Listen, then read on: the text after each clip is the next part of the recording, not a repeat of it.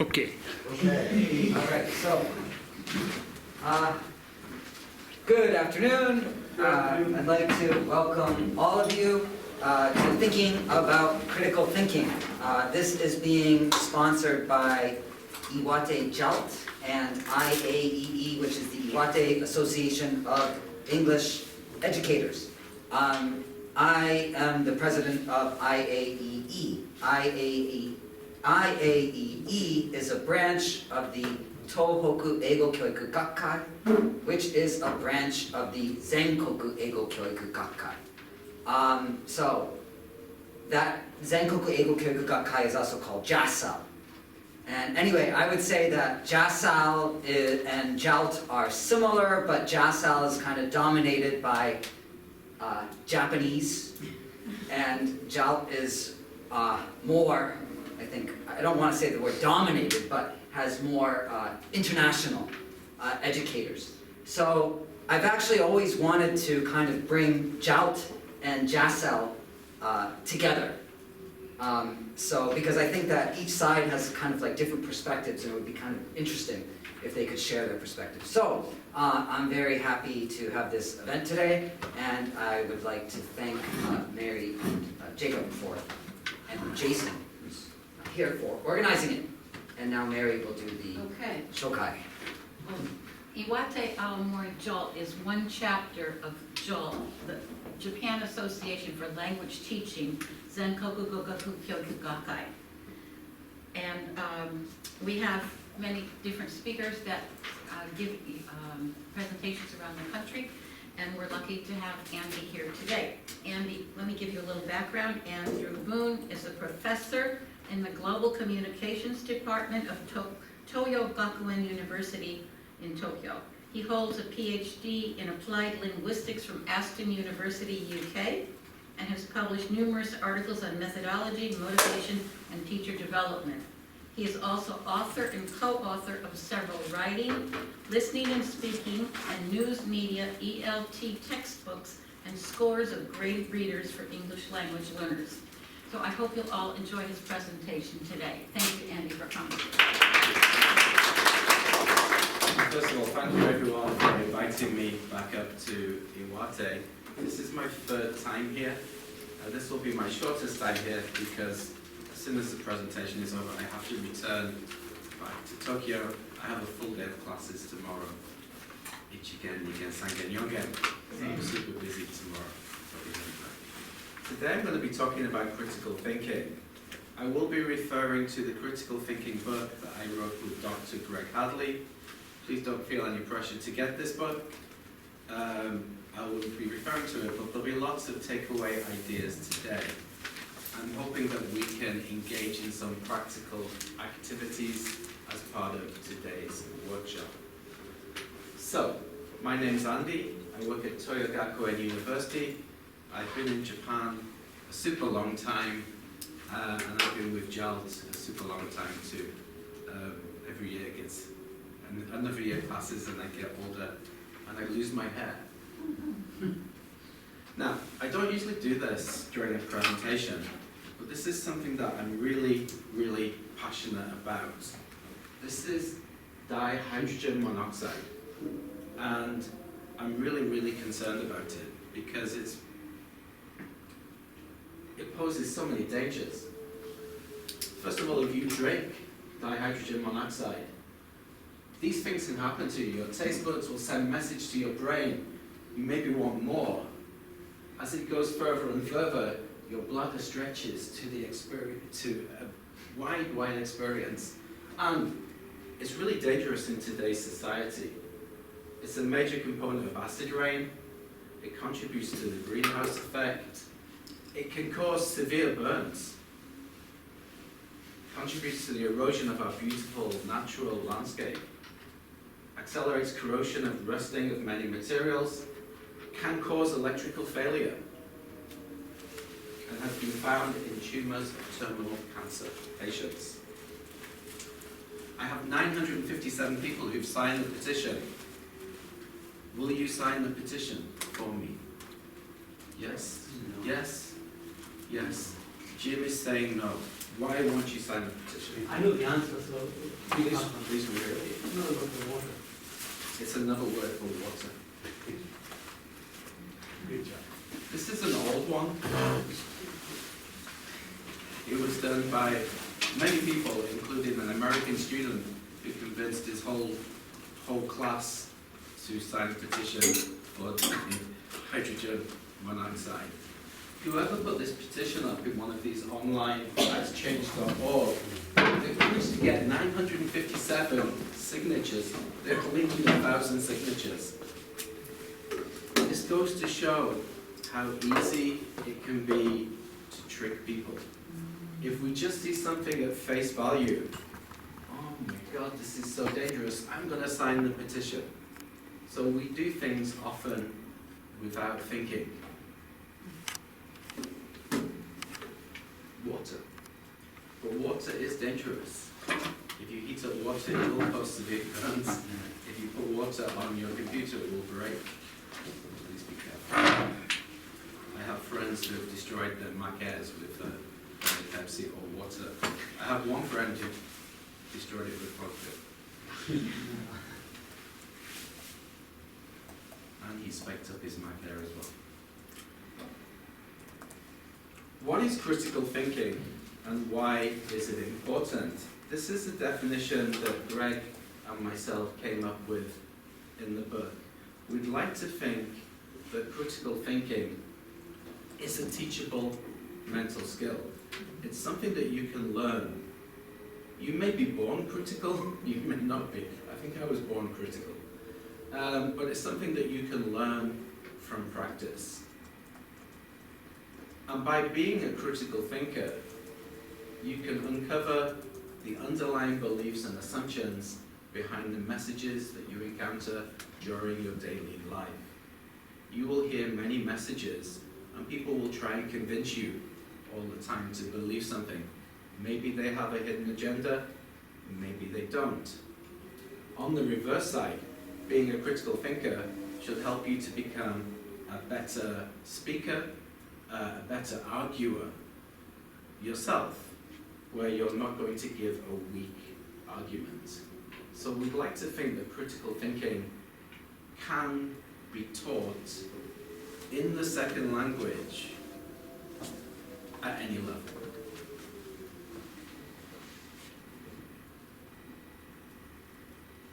If we think about becoming someone who gives better or stronger arguments, we can look at arguments from three perspectives. An argument has a conclusion. This is your main point that you want to give the other person, the listener, to your argument. It's also called a proposition. So for example, it could be a decision, it could be an idea, it could be a belief, it could be an opinion. Within that, you'll have a reason or a premise, and this is something that you're going to give to support your conclusion. It could be something based on personal experience. It could be something based on what an expert has said, something that you've read. Underlying the premise and the conclusion are assumptions that we have about everyday life. My assumption today when I arrived in Iwate was that Mary would kindly be waiting for me at the north exit, and she was. My assumption was right. Thank you for waiting for me. So these are the underlying beliefs we have about the world. Let's take a look at this young couple with the baby. Imagine the husband says this: we should get a dog as a pet for our child. This is his argument, his conclusion, the main point that he wants to deliver. Can you think of a reason for wanting a dog? How would you support the argument? Companionship for the child? Companionship for the child. If you've had a dog before, and the dog has been loyal and kind to you, that's based on your experience. Yeah. Children who grow up with pets often have fewer allergies. Yeah, they have fewer allergies because they're exposed to pets. Yeah. Maybe you've read that somewhere. Maybe you've experienced that yourself. I think I saw a Facebook video of a dog protecting a child from another dog, so Yeah. dogs can protect Yeah. children. Absolutely, yeah. And if someone comes in to attack the child or the baby, and frightening, the dog will be there to protect it. So they're going to protect the child, they are loyal. So these are all reasons that we have to support this argument. Reasons that he may have to persuade his wife that a dog is the best pet. Can you think of any underlying assumptions to his argument? Every family has a pet. Every family has a pet. The That dog, would be an assumption. the dog won't be aggressive. The dog won't be aggressive. Yeah. Can you think of another popular pet that children have? Cats. Cats. What's wrong with cats? Everything. They're evil.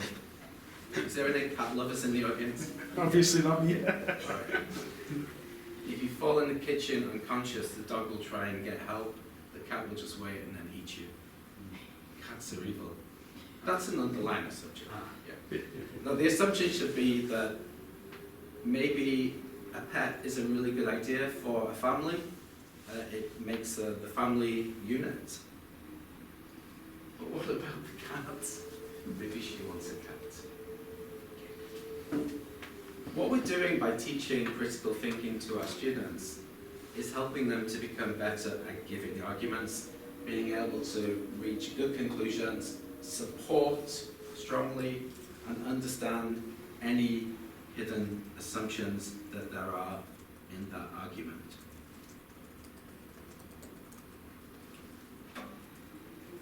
The critical thinking book is divided into two sections for the practical activities.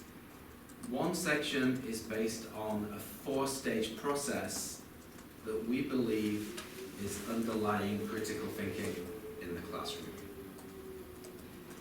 There are 4 stages, and it's circular, so it will continue throughout the course or throughout the lifetime of the student, we hope. Let's talk about developing dispositions.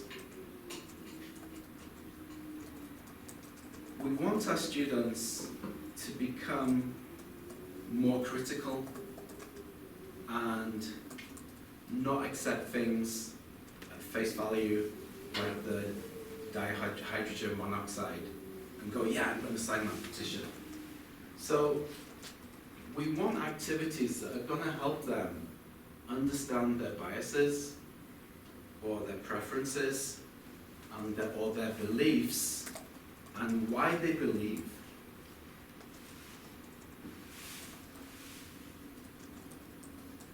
This is based on Socrates, the idea of question everything. We should really question everything.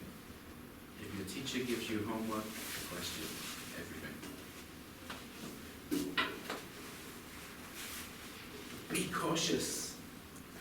Before you truly believe what anybody says, stop and think more deeply about it. Don't believe easily.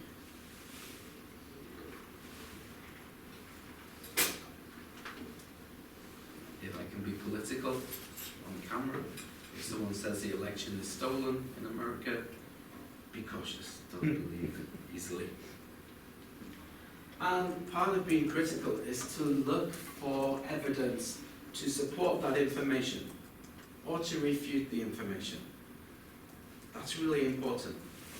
When you read something online, before you share it, stop and think, what is the hidden agenda behind the person who's posted it? Should I share it? Is it true? Is it valid? Can I find this elsewhere on the internet? If so, if many people are saying it, many reputable news outlets, maybe it's true, and maybe then I can share it. Or maybe there's only one news outlet saying it, and it's the Daily Star. Aliens found in Washington. Then don't share it. To be political again, interesting when Fox got sued by Dominion, all of the news outlets ran that story as the headline news, but I went onto the Fox website and it wasn't there. Interesting.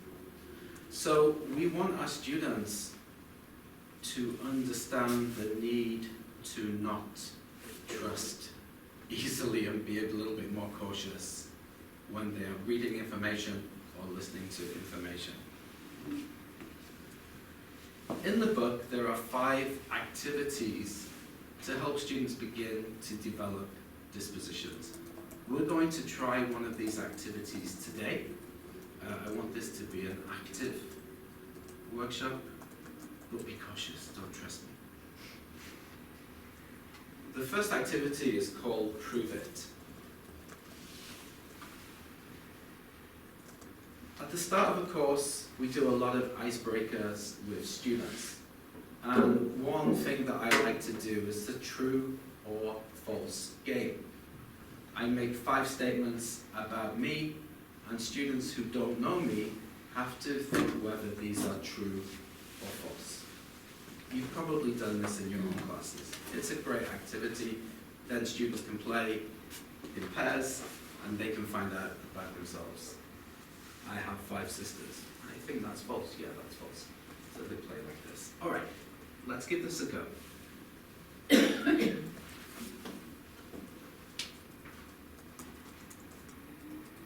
make this a little bit bigger. Okay, some of you know me, some of you don't know me. Let's see if you think these are true or false. I am from England. Do you think that's true or false? True. True. Does anyone say false? I don't know enough, I can't give an answer. Okay, have a guess. Okay. I'm not going to give you the answers yet. I have been in Japan since 1997.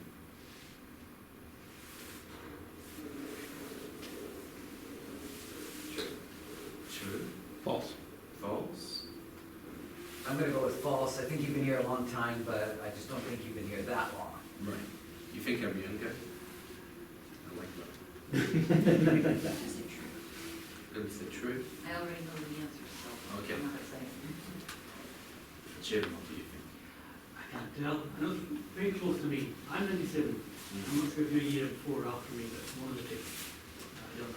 We have similar grey hair. Yeah. I am married to an Indonesian. True.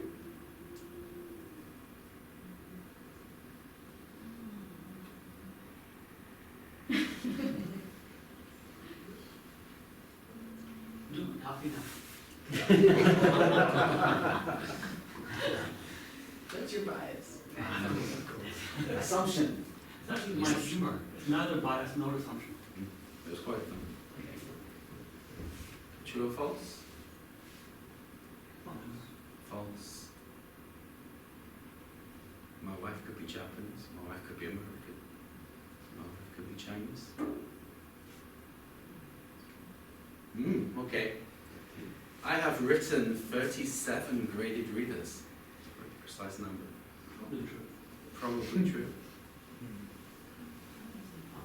False. The lights have gone out. My assumption is they're automatic. It was not a ghost. I play the guitar.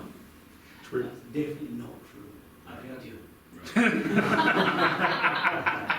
Okay. I set that one up. All right.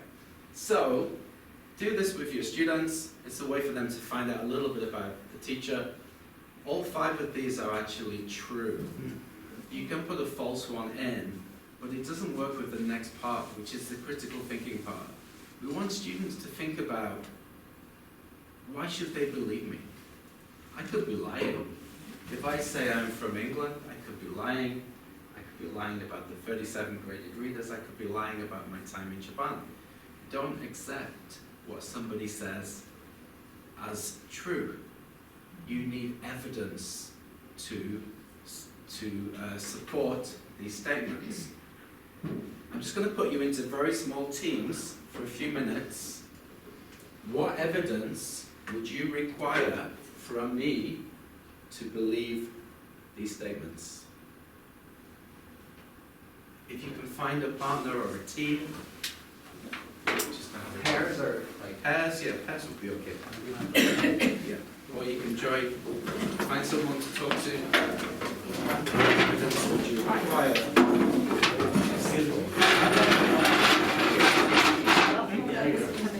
Yes, yeah. I'm Susan. So, Just to make it what evidence? sure. What evidence would you require for him?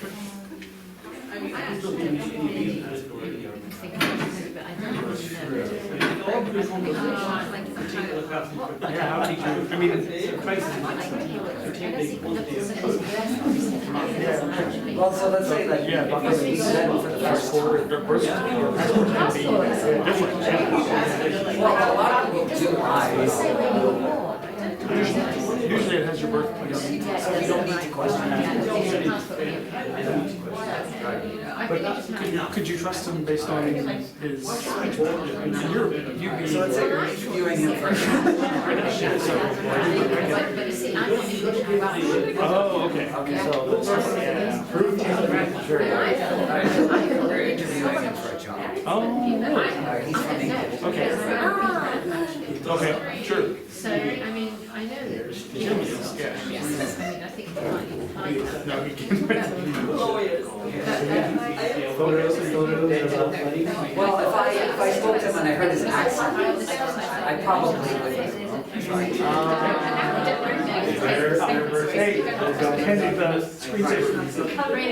That person, it's not the file you're looking for.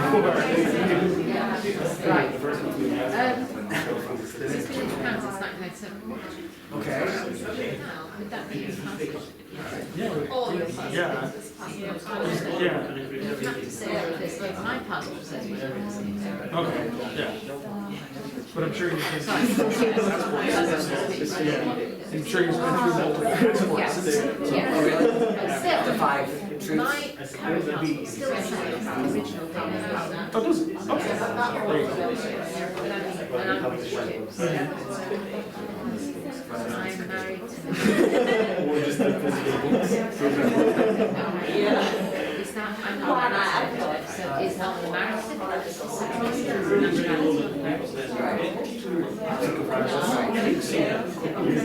I know.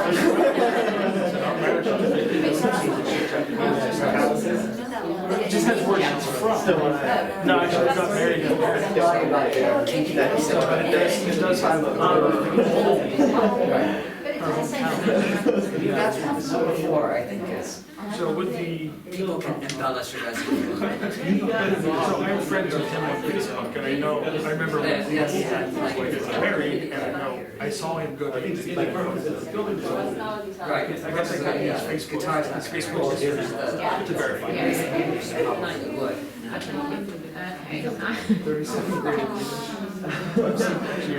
I have them in my library, so. Oh, right. You have them. You don't know if this, how would you know if this is anything? That's a good one. I mean, maybe just like written like that. Sure.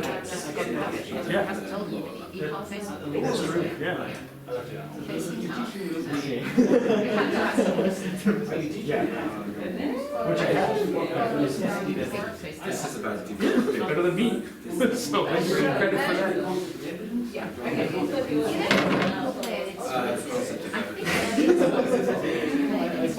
as you said, I was halfway joking. absolutely. What are you sure actually?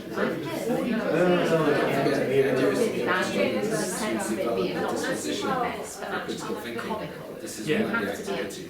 Just that I would think so, the need yeah. for evidence. I would agree with that. So you'd have to know that. It's just like, in order to speak a less Sometimes poorly, when I comically, talk to people, you would have to really know the language. they tell me they're going to say great things, Yeah, definitely. and it turns out to be really Yes. But I might ask, based on what I believe, I might ask that person to, and then I realize, oh, Yeah.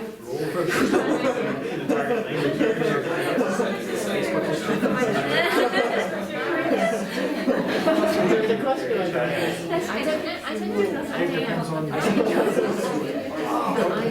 because translation. Yeah, when she got married, she was Australian. But I don't believe that. No, I don't think it did. Right. Let's see. Okay, let's go through this list. There we are. I am from England. What evidence would you require to really believe me? We don't have school yearbooks in the UK. Really? Yeah.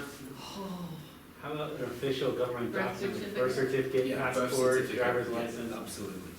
So getting the students to think, well, a passport, although, you know, in spy movies maybe there's a fake passport, but Or maybe that's change not- your citizenship? It would so still be filmed, wouldn't it? Yeah. Oh, yeah. so a birth certificate, you could even change that I was born in England. I've been in Japan since 1997. What evidence would you require? We said passport, Yeah. What's in the passport when you first arrive? your stamp, Yeah. yeah. My 1997 KLM entry form is still in my passport. But you wouldn't have. But I have a news passport. Yeah. Your passport wouldn't be updated since then, so you have to have your passport available. Usually they switch it in, not anymore actually. You don't know. Yeah. So you wouldn't know whether you're working or not. No, it wouldn't. I could show my old passport with that 1997 piece of paper. I'm married to an Indonesian. Marriage license. Yeah. When you get married in Indonesia, you get 2 marriage booklets, 2 marriage certificates. One for the husband, one for the wife. I could also show you. I would say your Facebook history.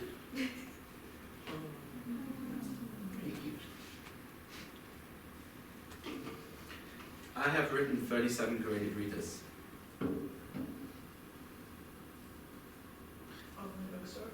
Online bookstore. Yeah. So the publisher would have their. Yeah. Publisher website, X reading. I said, I could look at my library because I bought I thought all of them, but then she said, well, maybe he published one recently that I don't know about. Yeah. So yeah. That's true. When I did this in class last year with at the start of the course, I've written 37 graded readers. What evidence would you require? One of the students pulled out a smartphone and went, I've already found them on Amazon. So that was really good, because then she's thinking about evidence to support. That wouldn't be enough, because they'd have, you might have written 39, and only 37 were announced. Yeah. Well, That's she not could- actually. If we wanted to be super pedantic about the number, Yeah, you could do, don't you? yeah, then we could go on to X reading and just put my name in and you find 37. If the presumption there is that you've done all written through X-ray, you may have other outlets of publishing. Actually, there is a 40th graded reader. You're absolutely right. I wrote a fantastic original. I'm saying fantastic. I wrote a fantastic original horror story for a Korean publisher. They paid me, and then they shelved the project, and the book never got published. Bastards. Secretly, somebody similar with a similar name to me put that on YouTube as a narrated graded reader. So there is a 40th one. It's unofficial. What, 38, 39? What about 38, Oh, sorry. 39? Yeah, I'm going ahead. I've already written some in my mind. Sorry, you're right. I'm 38. There you go. Don't believe what anyone says. I'm scheduled to write 5 more this year. That's what I'm thinking about. I play the guitar, whereas Jim says I don't play the guitar. Facebook pictures. Facebook pictures. Often I do Facebook Live. Yeah. It's an opinion whether this is a fact. It's an opinion whether I'm any good. But I do play the guitar. I was teasing, by the way. That's all right. I don't profess to be a great guitar player. Yeah, I only do it as a hobby. Some people enjoy. Okay.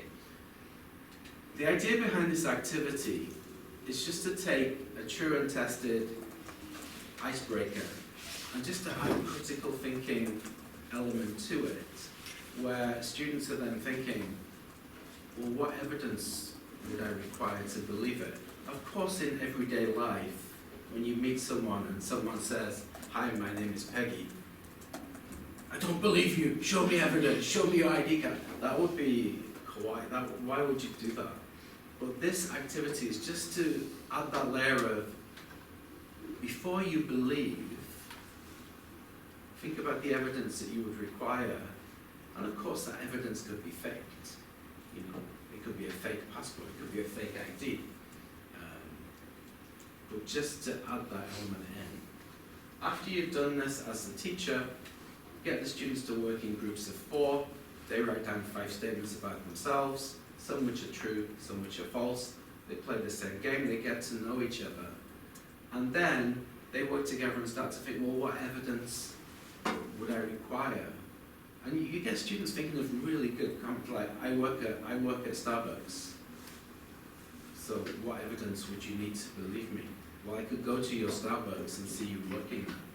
Of course, if you want to push that, well, I could have just got a green apron and pretended to be a Starbucks employee. But it's just adding that level of critical thinking. Yes? Just have a question here. The students actually need this. They know the concept of evidence. Why is it introduced into your curriculum at this point? It's introduced at the beginning as a fun icebreaker to get to know one another. That's one purpose. But also to begin to develop the idea of looking for evidence to support. And so then you could then go on to, if they're researching on the internet and they go to fakenews.com and get their information there, what evidence would I require from this article to believe it? This is just a fun introduction to a more serious topic. I teach very low-level students at my university, so this kind of activity from day one is a good way to get them into maybe later thinking of when I'm researching online, you know, when I go to Wikipedia, should I trust Wikipedia? Your low-level learners are low-level in English. Yes. Presumably they can speak Japanese fluently. Yes. Presumably they have adult or late teenage Yes. capabilities in Japanese. Yes. So it's the English which is low-level. Mm. Okay. Now, don't forget there are 2 things going on in the critical thinking lesson. You're teaching them critical thinking skills, but you're also teaching them the language.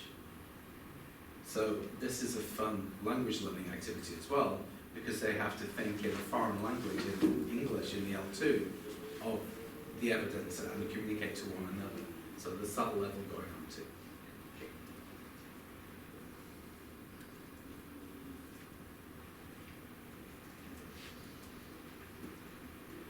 There are several other activities for developing dispositions.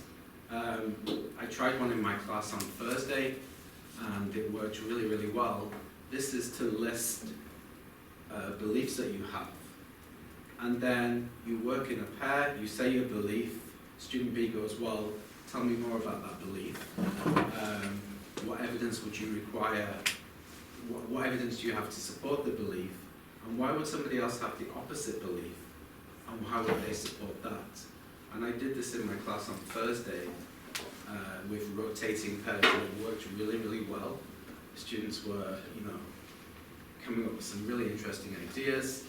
And the thing there is they were thinking about the opposite idea and thinking about why someone would believe something different to what they believe. So looking at the balanced view. We move to the next stage of the critical thinking cycle, and this is receiving.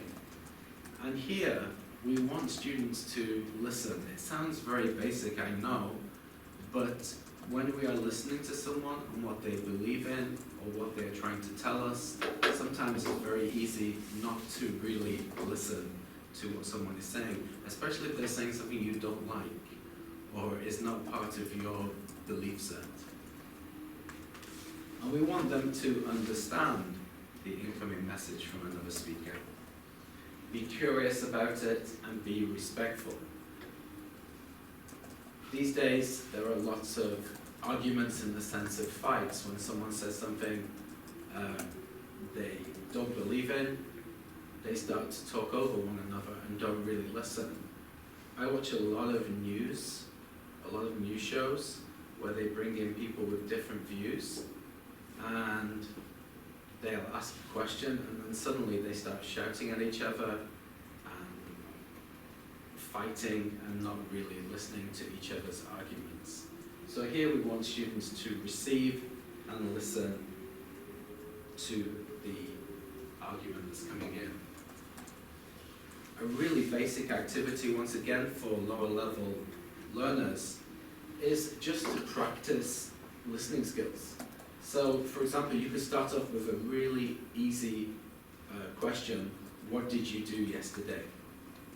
Student A is going to explain what they did yesterday, and student B is going to listen and draw a picture of what student A says. After the activity, student B shows the picture, and then student A will check to see if they've understood and listened to the message. So it can be something as simple as this. This can work at many different levels, at the junior high, elementary, or high school, or even university.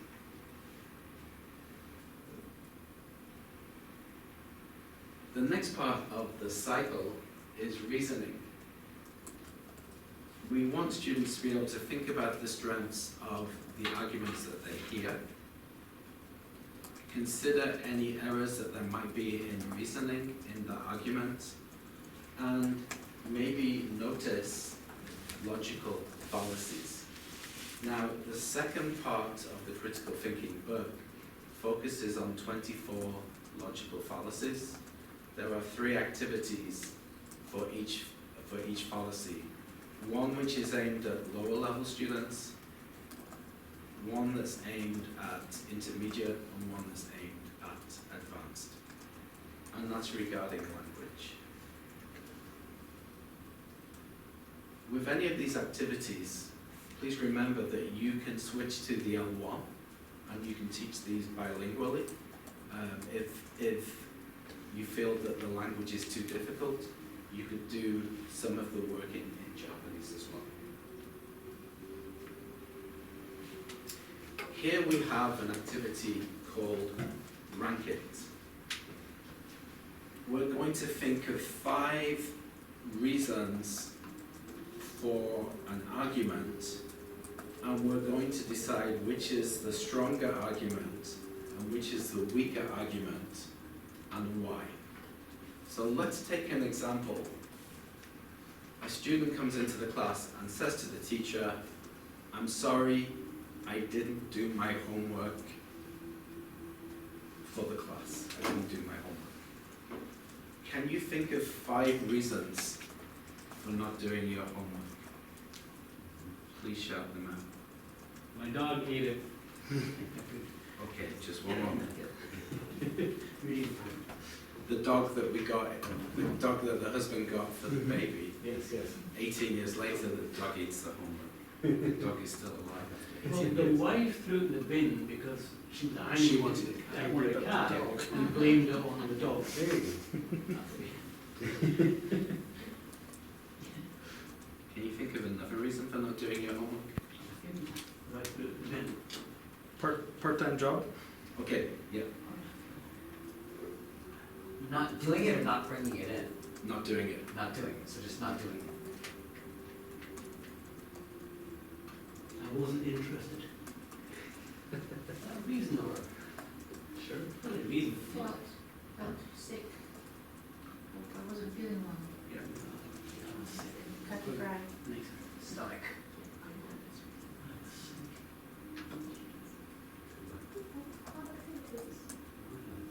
I was sick, not sick of the homework, sick physically sick. I didn't get the teacher's message. Right. So I didn't know we had homework. They're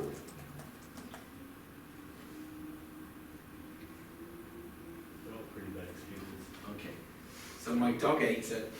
I was busy with my part-time job. I wasn't interested. I hate this class, I wasn't interested. I was sick, I didn't know we had homework. So, get students to think of 5 reasons, and then they can begin to rank these reasons. Which do you think is the stronger argument and the weaker argument, and why? And it can depend. I can see Jim was going to say it depends. No, I'm not. Okay, that's I good. never really liked it my entire life. Okay, good. Because the whole point is it depends, and we want to see what students think when they rank, which is the stronger argument, which is the weaker argument. Please go back to your teams. Which do you think is the stronger argument? Number 1 is strongest, number 5 is weakest. And you need a reason why for your answer. Let's go.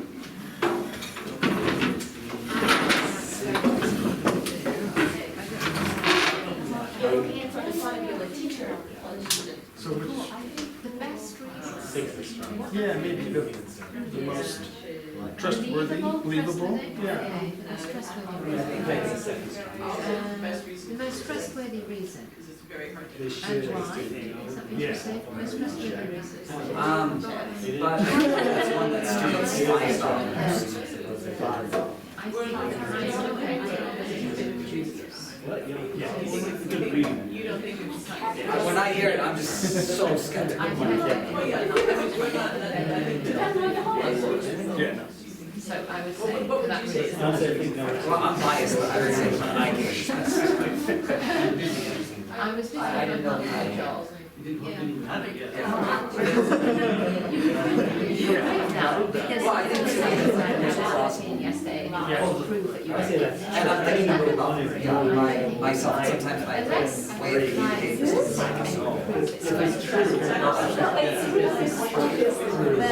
the other two, I don't. If it's not true to say. Yeah, that's, well, number 3, Yeah, we got all this, but just you gotta go check it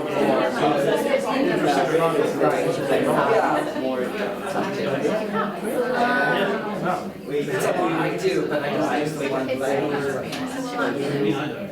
I would say, well, maybe I'll give a multi-class course. You're sick. I mean, I think all right. My favorite person. Yeah. Depends on how that work was announced. And so it was announced on like the LMS, and then I can say to students, say, "Look, I just saw this, or sure, yeah. Just, yeah. And if they were absent, then sure. Yeah, that's awesome. Yeah. With my classes though, if they're going to be asked, they can.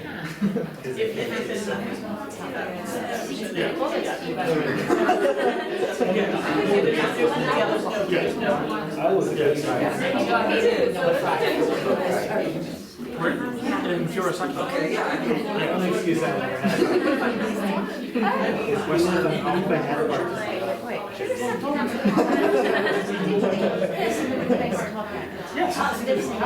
Yeah, I don't anymore, but yeah, I don't. there you Yeah, I go. can't. Because I thought, Yeah, I know. I've heard kind that.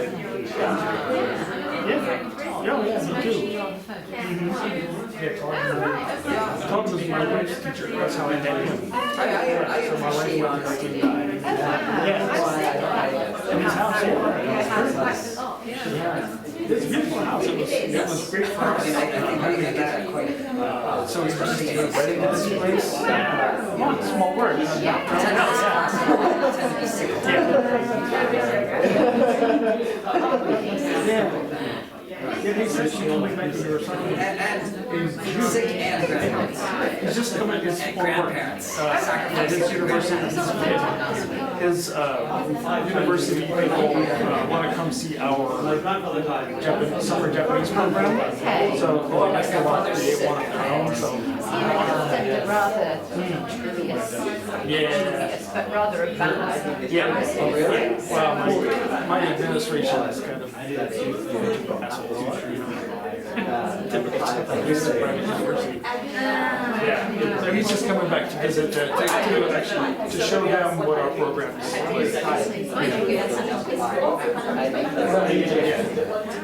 he probably hasn't actually, he hasn't like confirmed the dates yet. Yep. It's a nice place. It is. Except for not. I built my own house, so, yeah, that's why I'm not in this house anymore. Yeah, so I wanted something a little bit bigger. I have 3 daughters, and they were kind of outgrowing Todd's house, so. Yeah,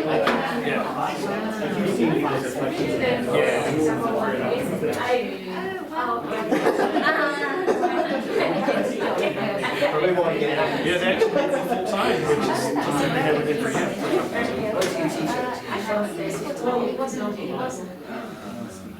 Right, yeah, but he still had like 5, 4, 3, 2, 1.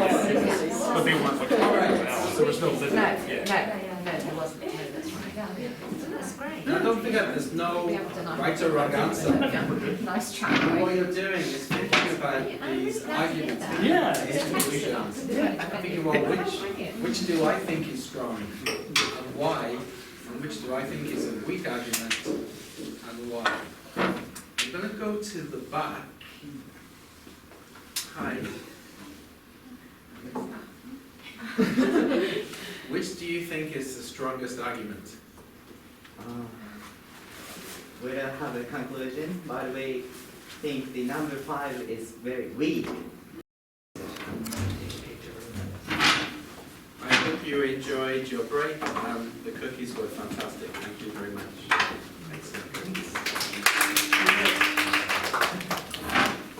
Okay, I'm going to talk about logical fallacies in the second part of the workshop and show you a few activities from the book on logical fallacies.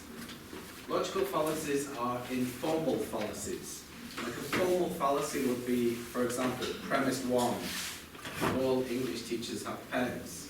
Premise 2, all doctors have pens. Conclusion, all English teachers are doctors, all doctors are English teachers. This is obviously mistaken logical argument. Logical fallacies, there are many, many of them, and they could be related to a faulty conclusion, questionable reason, or mistaken assumption.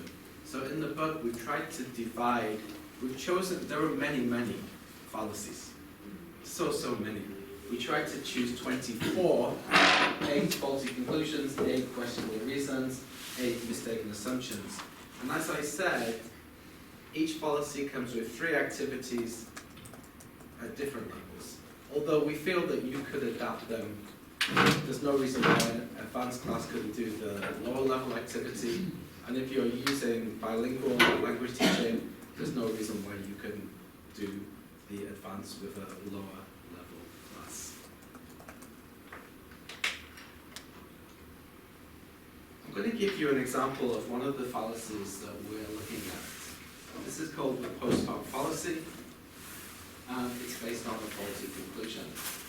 The idea here with the fallacy is that event 1 happens, event 2 happens after event 1, so there's some, the conclusion we reach is there's some kind of connection between event 1 causing event 2. Let me give you an example. Event 1, it rained heavily all day and all night. Event 2, the river flooded. Therefore, the conclusion, the heavy rain caused the river to flood. It seems reasonable, yeah? My wife is from Jakarta. This happens a lot, unfortunately, in Indonesia. But if we follow this logic, we have the system, we have the idea here. Event 1, the rooster crows in the morning. Event 2, the sun rises. Therefore, the rooster causes the sun to rise. Possible? Maybe. Maybe the rooster has magical power. So, what we've got as the activity, introducing this to students, we've got a series of situations on a worksheet. Students work together, and what they've got to do is isolate what is event 1, what is event 2, and what is the conclusion. Then they've got to discuss why is the conclusion fallacious? Why is it a logical fallacy? So let me give you one example here.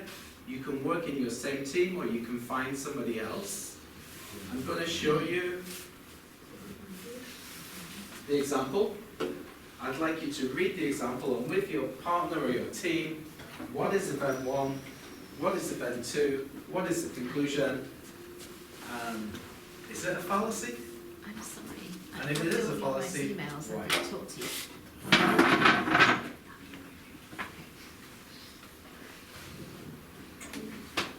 And then this very nice gentleman at the back. Find your partner. He's very nice. Yeah. I heard his name and I heard his name and I didn't know his name. Sure. I just knew related to John.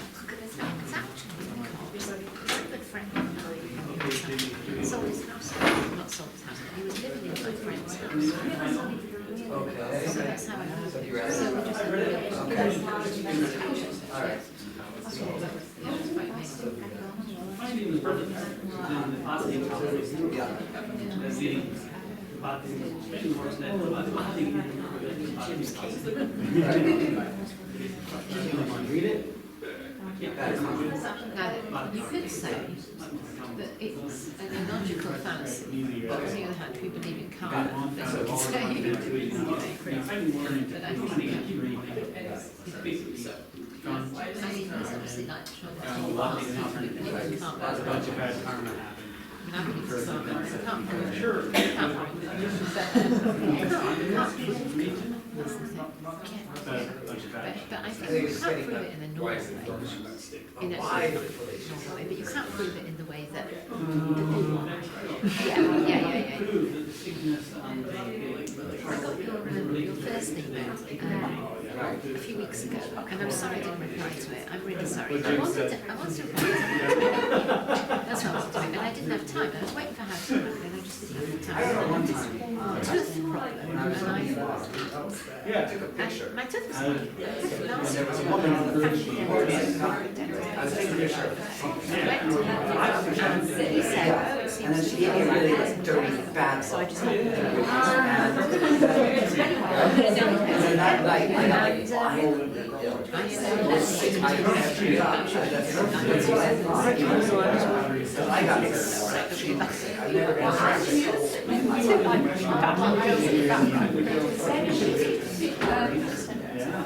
I mean, I hadn't really, I didn't think I had.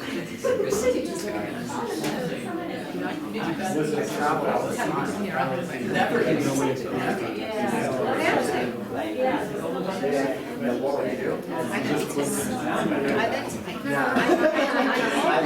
No, I don't eat either. So, however, I wouldn't be able to do this basically. Okay, ladies and gentlemen. Thank you. So it's very interesting to know how to break it down. Because So in this activity, it's a bit like that. I constantly do it. My dad was a professional. in this It's activity, really bad at teaching. there are a series of examples and students are trying to find the event 1, event 2, and I the don't know how to conclusion. break What's it down. event 1? You know, Finding the wallet and keeping it. Look how much money's in that wallet. Event number, That's a band. event number 2. I think he's a bit over-influenced by Keep them. teaching. Girlfriend, that's it. Yeah, so lots of bad things happen, and the conclusion, Bad things happen because I kept the wallet. because I kept the wallet, bad things happen to me. Is it a fallacy? Well, it depends. Okay. In the Western tradition, yes, there's no causal relationship. Yeah. But in the, for example, the Eastern Asian tradition of karma, you could argue that there's a causal relationship. Will karma would operate over different lifetimes? You don't know that. I do, because I studied Buddhism at university. Karma can happen, if you have a hot fire, you hand in a hot fire, the karma will happen to you at that point. Karma isn't a relation to lifetime thing. That would be my hand burning because of That's science. still karma, that's still Right. karma. Karma operates in the minute Or or a a lifetime. A good person could put their hand in the fire and still get burnt. That's a good point. What is the Buddhist idea of karma Yeah. would apply here. It's nothing to do with. So I can be a very good person to have no sin or caused any problems, but I put my hand in the fire and I burn. That's irrelevant. Sin is a Christian idea. Okay. We were saying though, Yeah. if the person thinks that somebody dropped the bullet by accident and decided to keep the money, knowing it wasn't theirs, they maybe know they did something bad, so they're causing the other things. I mean, that's not related to the girlfriend getting sick, but having the mental anguish of knowing you did something wrong and probably should have done it right. You're maybe distracted at work, so your manager's going to yell at you. Your manager yells at you, so you're upset. You're not driving safely, so you crash your car, and that costs you money. There could be So some. subconsciously you're guilty. Yeah, there could be some connection to the other things that the girlfriend getting sick, while it's sad, I don't know that that's really a connection. But there's no logical connection Okay, there. Yeah. good. Yeah. The idea here is to introduce post hoc fallacy to students. This is probably coincidental. Maybe generous discussion on karma or guilt. It's a fantastic lesson. So it's done its job. How many times do we use the post hoc fallacy? I'll give you a story of my childhood. Many years ago, I was a young boy in my hometown of Bolton, and I went to a fair. On this fair, you could put some money on a number, and they spin the wheel, and you won a kind of baby Smurf figure. So I put my money on number 14, I spun the wheel, it landed on 14, I won the Smurf. From that day on, I've always believed that number 14 is my lucky number. Always. But it's probably a post hoc fallacy. I was applying for permanent residency last year, and I was in line in the immigration office, and I could see that the next number was 13, but the person in front of me was either going to get a ticket for application or a ticket to pick up, and I needed the ticket for application. He picked the ticket for application, so I got number 14. I'd gone to apply for an extension to my professor visa because I hadn't heard anything about my PR. On that day, I explained to immigration, I've applied for permanent residency, but I'd like to apply for an extension of my professor visa. And they said, well, wait a moment. They went in the back and said, your permanent residency is ready. Number 14. Number 14. Today, Shinkansen, I was in carriage 14. So hopefully that's good for this presentation. But you can see how post hoc fallacy works in our everyday life. You know, maybe you buy a new aftershave and you put it on and you think everyone's going to be interested in you because of the new aftershave. This is how advertising works as well. So, introducing students to post hoc fallacy through a series of examples, and then after that, getting them to think about the time in their life that they've done post hoc fallacy, which I've already given you my example of the number 14. First time I went to Cambridge in Future, I went to the horse track. I put my money on number 14 and I won. Is it karma? Is it coincidence? Or is it post hoc fallacy? Okay, let's look at another logical fallacy, which is red herring. This is used all of the time, especially by politicians watch any news show and they like to avoid the question. The example in the book to introduce red herring is of a mother with a young child, and the young child says, "Mum, Mum, I want an ice cream, I want an ice cream." And the mum says, "Oh, look at that cute cat." So, what we do is introduce a situation. There is a new hit movie, Zombies in Tokyo. Can I go and see the new movie, Zombie in Tokyo, with my friends tomorrow? The son or the daughter is asking the father or the mother. The conclusion is no. No, you can't go. So the conclusion is always no. You can't go. But does the reason answer this question, or does it avoid the question? Does it answer the question or avoid the question? Now I'm going to show this on a handout that I've used with my students. That's not the one. Where is my handout? There it is.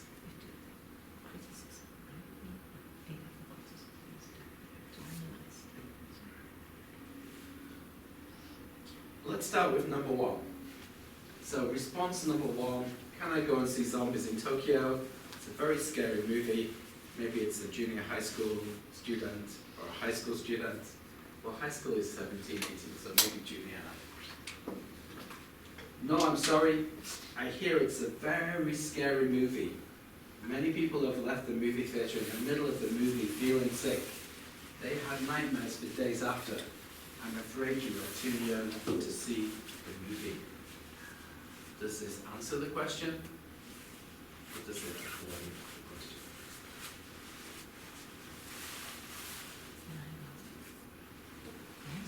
It answers it. The answer is The answer. It gives some good reasons. It's a very scary movie. Many people have left the movie theatre in the middle of the movie feeling sick, like The Exorcist when it first came out.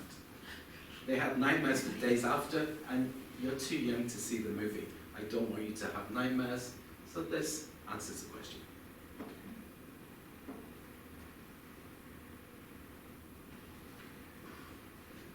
No, you can't.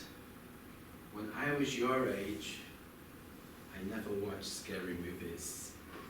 When I was your age, I never watched scary movies.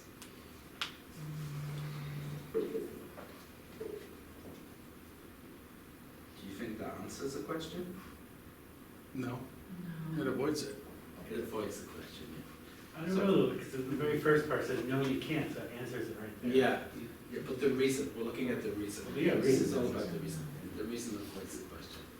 Yeah, because then it shifts to when I was your age, I never watched scary movies, but doesn't really give a reason why.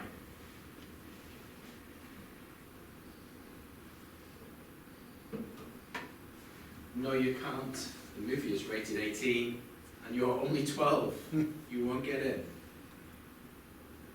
Unless you go to a movie theatre in my hometown. Answers the question. Yeah, answers the question. So the movie is rated 18. You have a belief in the rating system of movies, I hope, and that you're only 12, so it's not suitable for you. What I used to do is go around to my friend's house and watch them on video. My parents wouldn't let me watch because I was too young, but his parents let him watch it. Why don't you watch a different movie instead? That's clearly Avoids it. Pragmatically, then we move on.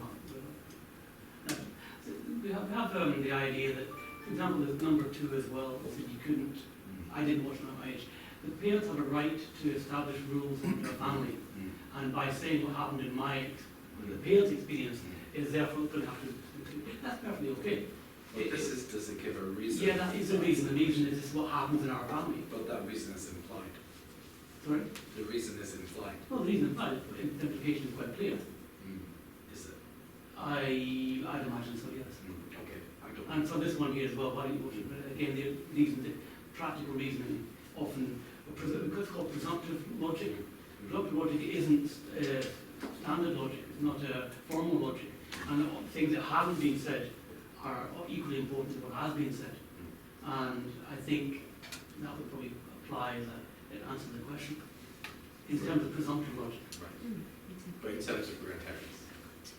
Well, I think it's quite clear. The person hearing this will say, I can't go. And because my parents are wanting to see it. Okay. That's all easily inferred by this answer. But again, this activity generates the discussion, and if my student starts talking about presumptive logic, They wouldn't use those words, but they may feel a bit stymied by the whole thing. They may feel that, and I've actually researched this, students will feel maybe a bit of angst, a bit nervous, a bit irritated, because they don't have the technical ability to say what's happening in their minds. But they're not answering the question that the teacher wants them to answer, and they feel that they're stupid. but if this generates a discussion, And it and doesn't then, because they feel they're stupid, right, and they feel that they can't say what they want to say. So this kind of thing makes them feel, right, well, the teacher wants this, and Japanese students in particular want to please the teachers, in particular, using the manners and the forms the teachers have given them. So when they get a question like this, they go, I have no way to deal with this, then they just shut up. okay. And they'll probably just answer, they'll probably just say B when they don't think B. Or you put them in pairs to discuss, and then they share their ideas together without the teacher in that. Yeah. So then it generates a discussion between the students, and that discussion could be in the L1, doesn't have to be in the L2. Right. And then they would have to support why they think it answers the question or doesn't answer the question. So then you're generating discussion in the classroom. Yeah, that's a perfectly valid purpose to get a discussion. No question earlier, it's there earlier as well. The point is you're asking which answer is right, A or B. And when everyone said B is correct, you were going to move on to number 5. Okay. So we're not here teaching generating discussion, we're teaching the technique of the fallacy. Okay. So You then can't answer two answer both so ways. then you would say to the students, why do you think A is right? Why do you think To B me, is right? right now, you're answering both. First of all, B is not right. Let's move on. No, B and A is right. Or then I'm teaching discussion. Oh, no, I'm teaching the technique. You can't do both. Okay. That's just no.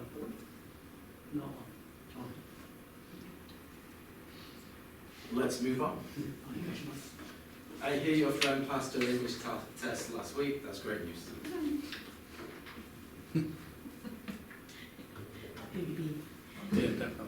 Yeah, this is the point, it's the question.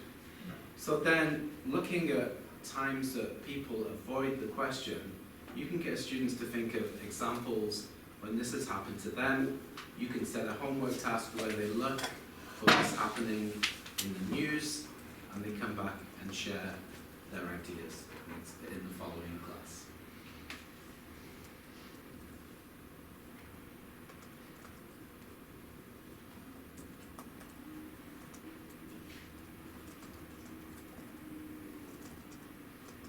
Let's look at the final fallacy.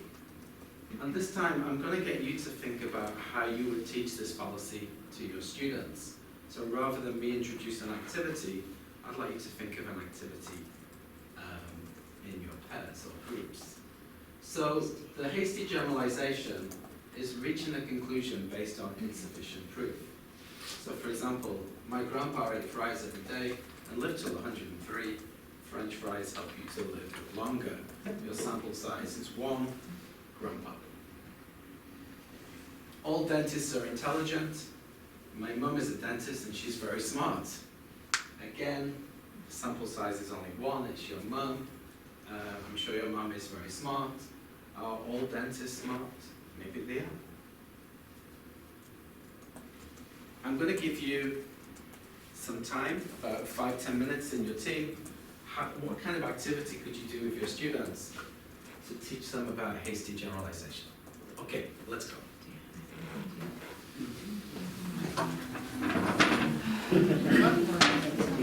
Oh.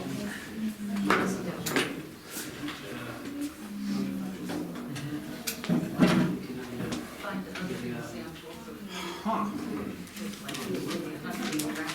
I guess I've been like Okay. teaching it, like a hasty generalization is like So, for example, I think they really can survey people, Yeah, that's good. I did I teach a Western cultures seminar. We started the semester with just a discussion of what is culture and what represents culture. And, so I had a worksheet that I bought somewhere, and it's basically the question is like, what do you eat for breakfast? What clothing style do you wear? And it had them think about how representative they are of their culture. And that would be like a similar kind of thing. They're looking at what's happening in their group, and can you extrapolate that to mean how Japanese people are as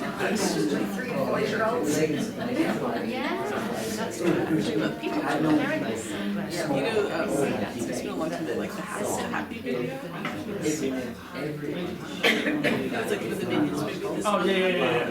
You know how like there was like a trend, like different cities were like their happy video. Yeah. Like the Morioka one, it shows like obviously like it's a different culture. Like it kind of shows like the best of it. It's like we have voice teams for like the ones who are from this area. So if you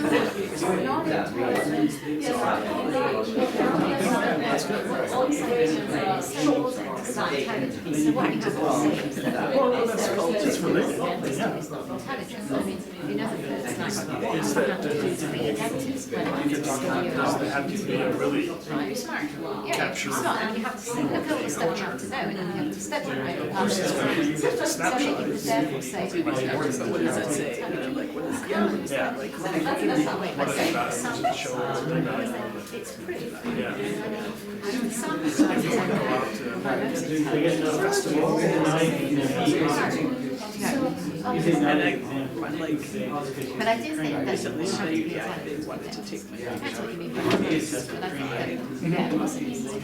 Yeah, but it's not your it's like they're most doing the photography and it's like okay, so just like yeah, do it. but it's talking about like, You want it like a natural. I mean, if you're thick, you can't all different sectors. Students, you figure this together with the group is perfect. We're very tight as a comparison group. So it's kind of like Obviously, you have a fairly high. They're really good cherry bomb. I'm not a nice cherry bomb or something. That's the person who's never been to Hadley. And then I was just like, are you Japanese? It's like a little joke.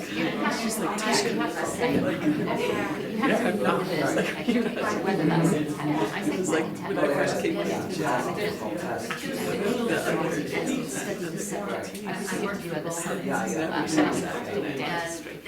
like, we're gonna have to revoke your American passport. Like, because this is back in the day. sure. How could you be American and you want to have some Yeah, we'll revoke that passport. Yeah. Like, sharp. So, But I mean, just assuming that because your mode is it's not, you know, it's not you have to look at more than one person. I mean, I don't know how many, but even two might be enough. But I mean, the first thing with the graph card is the same as that. I mean, you have to, it's not self-size, is it?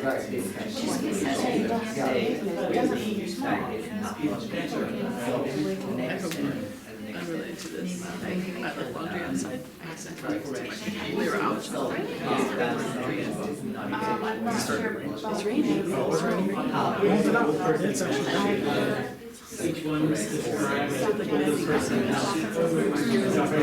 have an overhang, and so it's usually so big.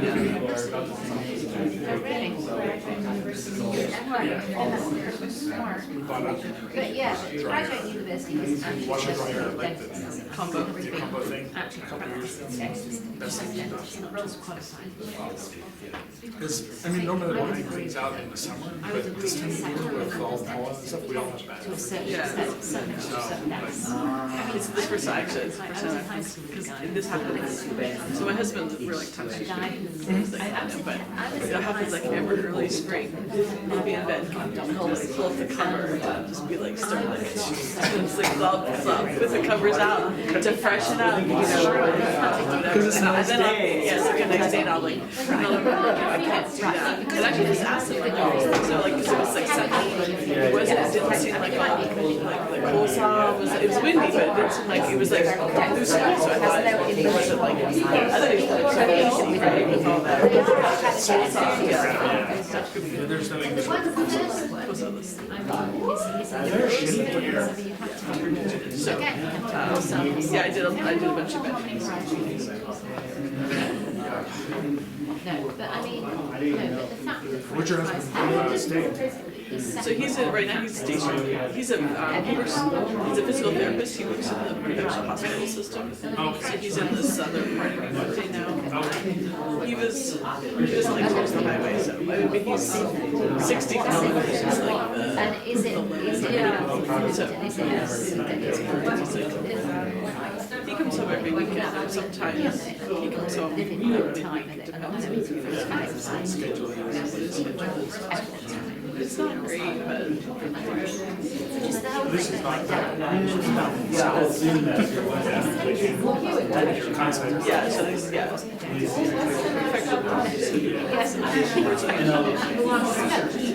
The fact that she didn't smoke, so we just said that my grandmother didn't like to smoke. Knowing full well this was My wife logical argument. talked about, You just wanted to say something. I'm worried people recently started working. And what's trying to get hired, take one of the remote positions, they're easier to get into. Oh, okay, yeah. It would be. I do have one comment. There was post talk. So these are the names of the fallacies. Sometimes the fallacy goes back to different names. Post hoc means event 1, event 2, after event. Red herring means that you're by going off in a different direction. If you watch any politician doing University at Foreign any States. news show, red herring is the number one policy. Because the journalist will ask them a question, and then they'll go off on a tangent to avoid answering the My question. niece is there. So do you explain? Yeah. For the law She's in of the activity. No. So the one I showed you was up in Tokyo. Oh, Does okay. it answer the question really? Does it avoid the question? People say like For the higher levels, you get into the teaching of the policy. You can break it down. For the post-hoc policy, I use the intermediate one, where I teach event 1, event 2, conclusion, break it down, give examples. And then they've got these tricky examples to She was the Chinese guy. and then think about times in their life where they made this policy. Good language. Like when the tell obscurity. Yeah, no, just I think especially people. Right, no, it's great. I watch a lot So I of think these she's shows. gonna, I told her to try to I'm get very it. interested in politicians being She goes interviewed to on Paris Sky on News. Facebook, so. And every single time I'm going to, so this immigration policy where you're sending people to yeah, and then they'll go,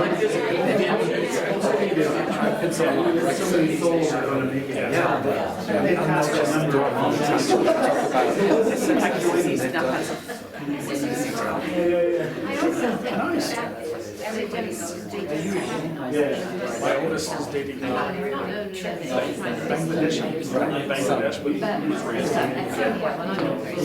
but I would say that they do actually anyway, so they. he's the British version. They can't make what to say, because they have to say something. a rhetorical technique is when you don't know the answer to avoid it by using it.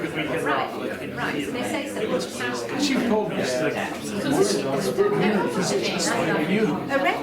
We'll get to the first part of that. It was like, if you read Agatha Christie, there's always like, you think this person is a murderer, but it's a woman. No, It's just like, yeah, like, stop. There's big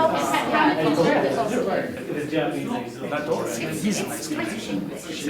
Britain, red herring. Although she's moving around. Okay, so red herring is a So they're a gonna be false. separate now.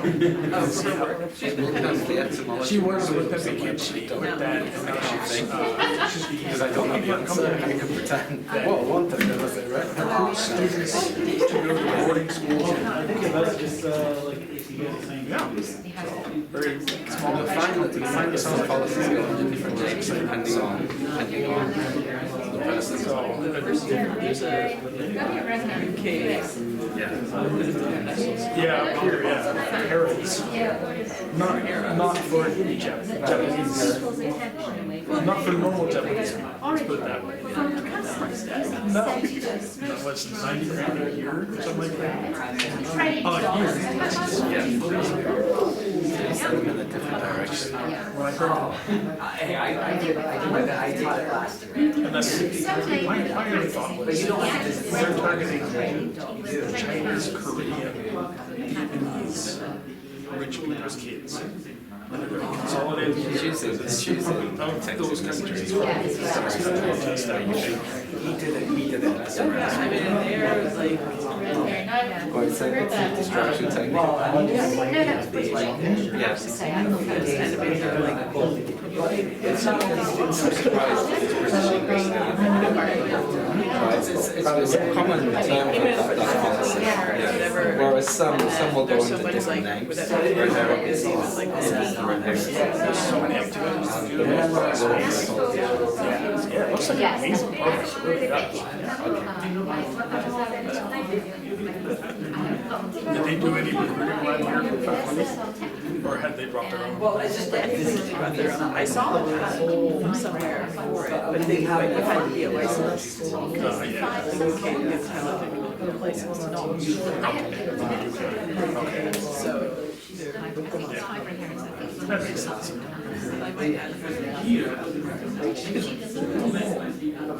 She thinks. it also means scientific for us to make goal. 1931. Yeah, she's very Important time. I think they know because they're like bringing people in with it. Yeah. They have to offer it. It has to make it worth their while. To relocate to Achimon. Comes along with some challenges. Actually, yeah, the past 2 years I have. I could give them away to people. Oh, right. Okay. 5, 4, 3, 2, 1. Okay. Let's think about this fallacy of hasty generalization. What would you do with your students if you wanted them to understand hasty generalization? What kind of activities? We discussed having our students like survey their, like people, their own group, and then generalize that to the class. Yeah. Yeah, something like that. You wouldn't believe it, that is the first activity in the book. Five other examples. We work in groups, you find out about your group, then you generalize that all the, maybe Jim plays tennis, so maybe everyone plays tennis, and then you find out, well, no, they don't. So you take the one sample, and then you do that. So exactly the first activity in the book. Great. Any of your ideas? Well, my partner read the book, so.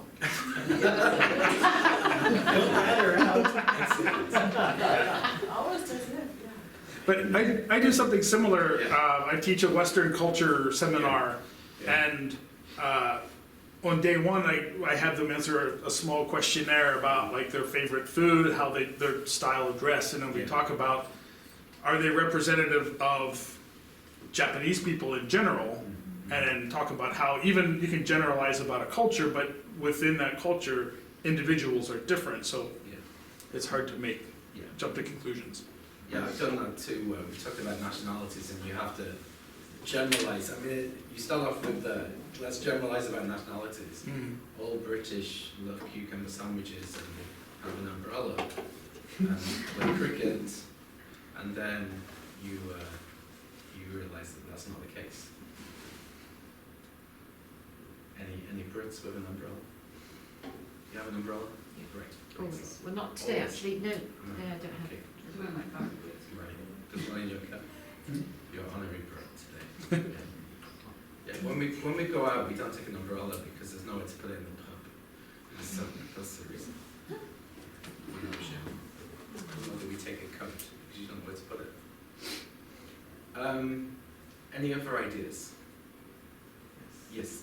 We think like teachers have their students debate, Yes. or like if all of students think that is logical, but like separate the two groups. Yes.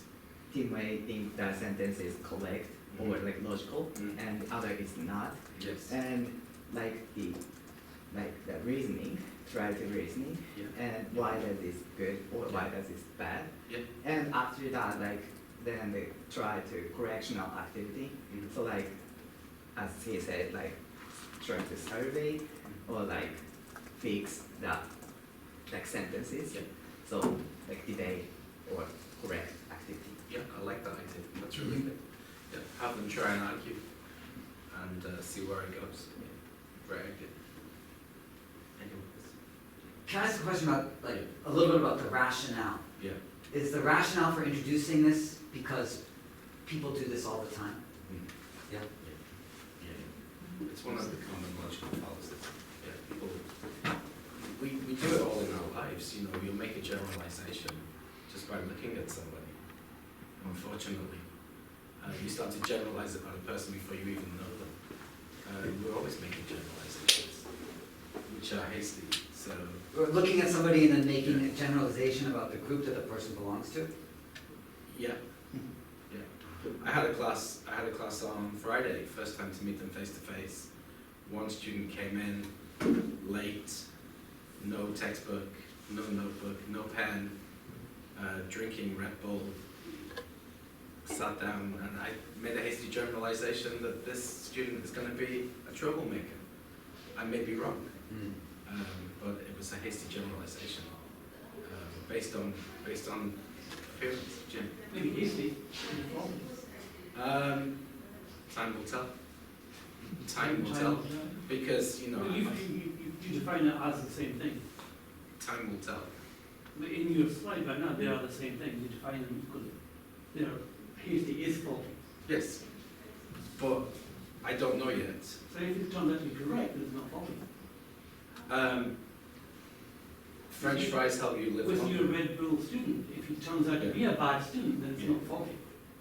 Yeah, but I want to give him I will, you know, if then I generalize that all students who come in with no textbook, no pen, No, that's not what you said. drinking You Red said this guy here is going to be a bad student, probably him too. Yeah. Particularly. But that, if it's turned out not to be faulty, yeah, then it's not, it may be hasty, but it's not faulty, is my point. right. But it was a hasty generalization. Yeah, It but might we be true. agree in that one. We don't agree that it's faulty. We're making an equality here. Doesn't exist. I made a mistake to talk about one single case while we're looking at generalizing the case. Okay. All right. What you've been doing in that activity is thinking about critical thinking activities for your class. The book has lots of ideas. If you don't like the activity, for example, you don't like the red herring one, don't do it, or adapt it to the needs of your students. One thing that you might want to do is to design your own critical thinking course. I was very lucky this semester. Somebody dropped out at the last minute and there was an extra class going, and I was given the class and suddenly told to make a syllabus. It's a 4th year discussion class, and I thought, haha, I can turn this into a critical thinking course. So I'll just show you my syllabus to show you what I did. In the introductions, we use the prove it as the start. We are looking at developing a disposition for critical thinking. I used one of the activities in the book last week, the one about supporting your beliefs. Next week we'll look at the body language of listening. Then we're going to look at persuasion. I haven't created this yet. I'm doing it week by week, but this is the syllabus. The art of reflecting. Then we'll look at red herrings. We'll look at probability fallacy, hasty generalizations, unwarranted assumptions, single cause fallacy. We'll look at debating and end with a final debate. And next year we'll see the critical thinking textbook by Andy Boon. Maybe. Hopefully. Yeah, I'm getting old. Maybe. This book took a lot out of me, so maybe. Yeah. I'd like to see how the course goes, and it's really good to see what's happening. You could look at your existing course and think about ways to supplement it with critical thinking. Now, you may have a set curriculum, and you don't have any space for critical thinking, but it's looking at just adding those elements in.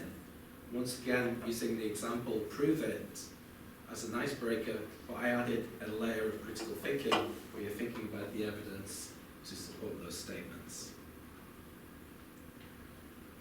The CT cycle I introduced should be throughout the course, where you're getting students to think more critically, to listen carefully to each other, to think about the strength of each other's arguments, and to respond politely to help each other reach better conclusions. And I'm going to end there and give you a lot of time for question and answer if you have any questions. Thank you very much.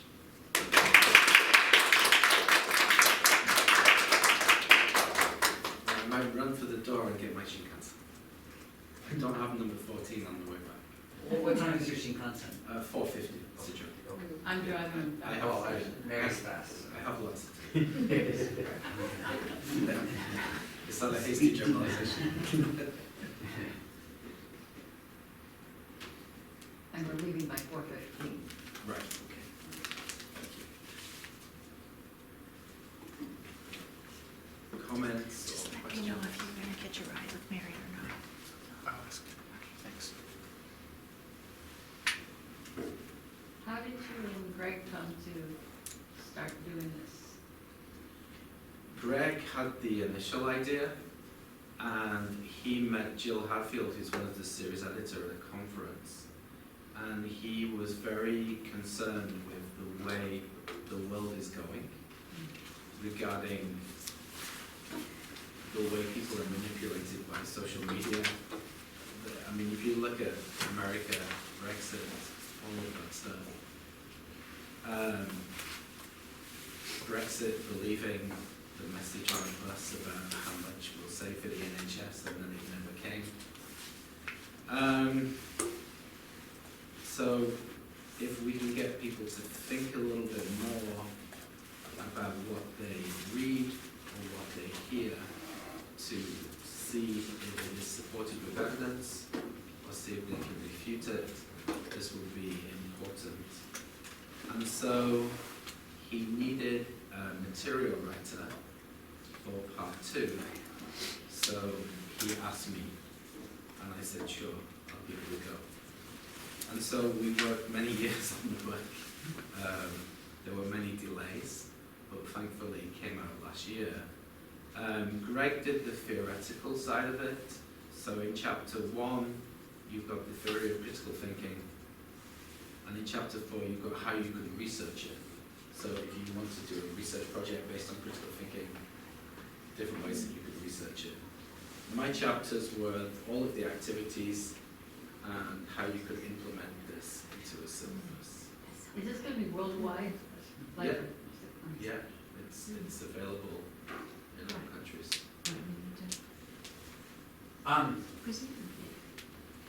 I kind of realized something about myself when I was listening to you speak. And that is, I realized that I'm kind of, I think, too much of a news watcher and reader.